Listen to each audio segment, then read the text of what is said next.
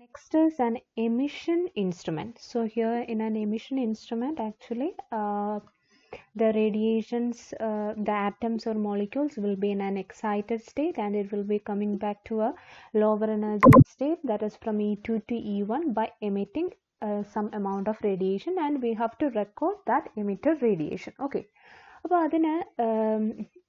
The components are somewhat same as that of absorption instrument, but അതിൻ്റെ ഓറിയൻറ്റേഷനിൽ അതിൻ്റെ അറേഞ്ച്മെൻറ്റ്സിൽ ചെറിയൊരു difference ഉണ്ട്. Okay, so if you need an emission spectrum,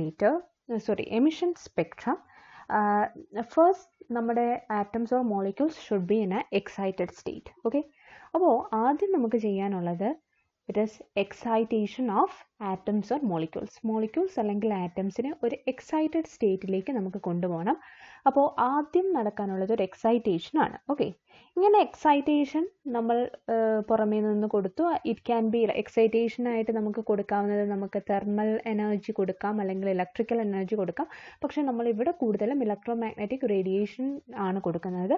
അത് കൊടുത്ത് നമ്മൾ റേഡിയേഷനെ എക്സൈറ്റ് ചെയ്ത് ഒരു ഹയർ എനർജി സ്റ്റേറ്റിൽ എത്തിക്കാമെന്നിരിക്കട്ടെ. ഓക്കെ, ഇങ്ങനെ എക്സൈറ്റ് ചെയ്യുന്ന റേഡിയേഷൻ നേരെ സാമ്പിളിൽ എത്തണം. ഓക്കെ, ഇങ്ങനെ സാമ്പിളിനെ എക്സൈറ്റ് ചെയ്യാനായിട്ട് നമ്മുടെ excitation energy in the form of thermal, electric or electromagnetic എനർജിയുടെ ഫോമിൽ നമ്മുടെ സാമ്പിളിലേക്ക് കൊടുക്കണം. പക്ഷേ അതിനു മുൻപ് we are passing this radiation to a modulator. Okay, actually absorption സ്പെക്ട്രോമീറ്ററിൽ റേഡിയേഷൻ നേരെ സാമ്പിളിലേക്ക് പോവുകയും അതിനുശേഷം മോഡുലേറ്ററിലേക്ക് പോവുകയാണ് ചെയ്യുന്നത്, അല്ലേ? അനലൈസറിൽ പോകുന്നതിന് മുമ്പാണ് മോഡുലേറ്റർ പോകുന്നത്. പക്ഷേ ഇവിടെ റേഡിയേഷൻ ആദ്യം മോഡുലേറ്ററിൽ പോയതിന് ശേഷമാണ് നമ്മുടെ സാമ്പിളിലേക്ക് വരുന്നത്. അതെന്തുകൊണ്ടാണെന്ന് ഞാൻ എക്സ്പ്ലെയിൻ ചെയ്യാം. ഓക്കെ, സോ ഈ സാമ്പിളിലെത്തുന്ന റേഡിയേഷനിൽ നിന്ന് അപ്പോൾ റേഡിയേഷൻ എക്സൈറ്റഡ് സ്റ്റേറ്റിലെത്തി അവിടെ നിന്ന് അത് എന്തിലേക്ക് എത്തും? ലോവർ എനർജി സ്റ്റേറ്റിലേക്ക് എത്തും by emitting some amount of radiation.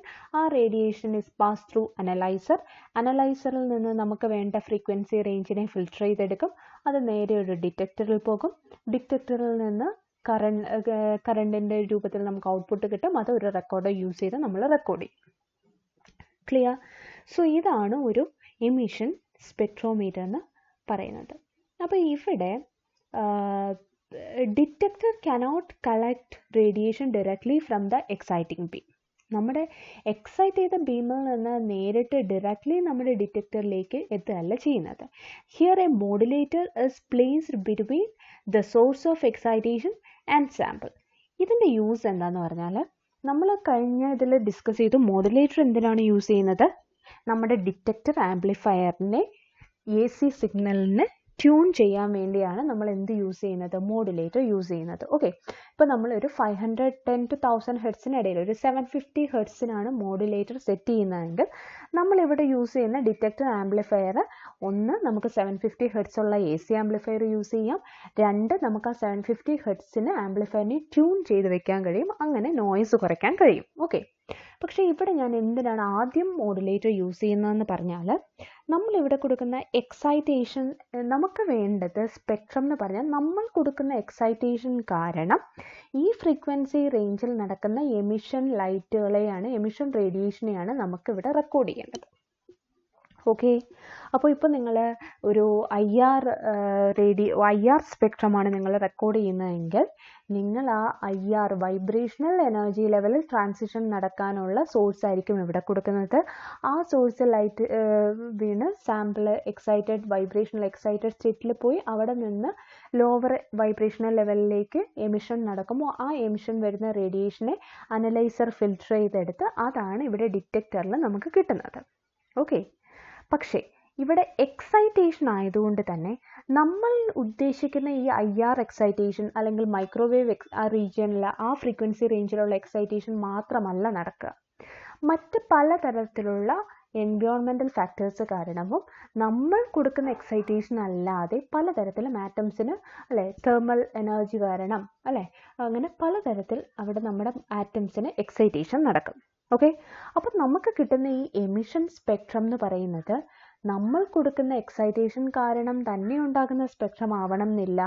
മറ്റ് ഫാക്ടേഴ്സ് കാരണം ഉണ്ടാകുന്ന മറ്റ് സോഴ്സസ് ഓഫ് എക്സൈറ്റേഷൻ കാരണം ഉണ്ടാകുന്ന സ്പെക്ട്രം കൂടി, അതായത് സ്പോണ്ടേനിയസ് എമിഷൻ കാരണം ഉണ്ടാകുന്ന സ്പെക്ട്രങ്ങൾ കൂടി ഇവിടെ കയറി വരാനുള്ള ചാൻസ് ഉണ്ട്. മനസ്സിലായോ? അപ്പോൾ അത് നമുക്ക് അവോയ്ഡ് ചെയ്യാനായിട്ടാണ് നമ്മളിവിടെ ഒരു മോഡുലേറ്റർ യൂസ് ചെയ്യുന്നത്. അതായത് മോഡുലേറ്റർ യൂസ് ചെയ്യുമ്പോൾ ഇവിടെ നിന്ന് വരുന്ന എക്സൈറ്റ് ചെയ്യുന്ന റേഡിയേഷനെ നമ്മൾ ഇവിടെ വെച്ച് തന്നെ ഒരു 750 ഹെർട്സ് ആക്കി ചേഞ്ച് ചെയ്തു എന്നിരിക്കട്ടെ. ആ ഫ്രീക്വൻസിയിലുള്ള റേഡിയേഷനാണ് സാമ്പിൾ വരിക. അപ്പോൾ സാമ്പിളിൽ നിന്ന് വരുന്ന എമിറ്റ് ചെയ്യുന്ന റേഡിയേഷൻ നേരെ അനലൈസറിലെത്തി അത് ഫിൽട്ടർ ചെയ്ത് ഡിറ്റക്ടറിൽ എത്തിക്കഴിയുമ്പോൾ ഇവിടം മുതൽ നമ്മൾ ഈ പറയുന്ന AC current having A frequency 750 hertz നമുക്ക് ഇവിടം മുതൽ നമുക്ക് കിട്ടിക്കഴിഞ്ഞു. ഓക്കെ, അപ്പോൾ നമ്മളിവിടെ ഡിറ്റക്ടറിലെ ആംപ്ലിഫയറിനെ 750 ഹെർട്സിന് ട്യൂൺ ചെയ്യുന്നു എന്നിരിക്കട്ടെ. അപ്പോൾ എന്താ സംഭവിക്കുക?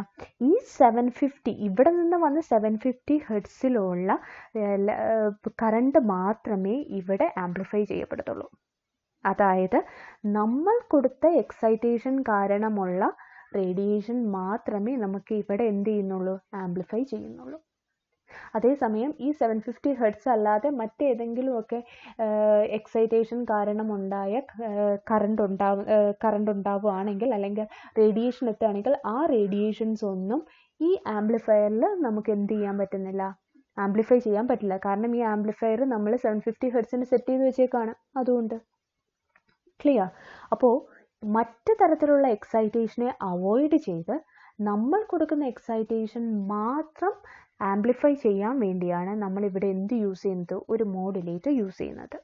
ക്ലിയർ? സോ അങ്ങനെ നമുക്ക് ആവശ്യമുള്ള നമ്മൾ കൊടുത്ത എക്സൈറ്റേഷനെ നമ്മൾ എന്ത് ചെയ്തു? ഒരു ട്യൂൺഡ് ഡിറ്റക്ടർ ആംപ്ലിഫയർ വെച്ച് ആംപ്ലിഫൈ ചെയ്തു. Then it is passed through a recorder and this analyzer and recorder constitute a scanning device. Okay, so here any kind of spontaneous emission of radiation other than the excitation that we have given can be avoided here.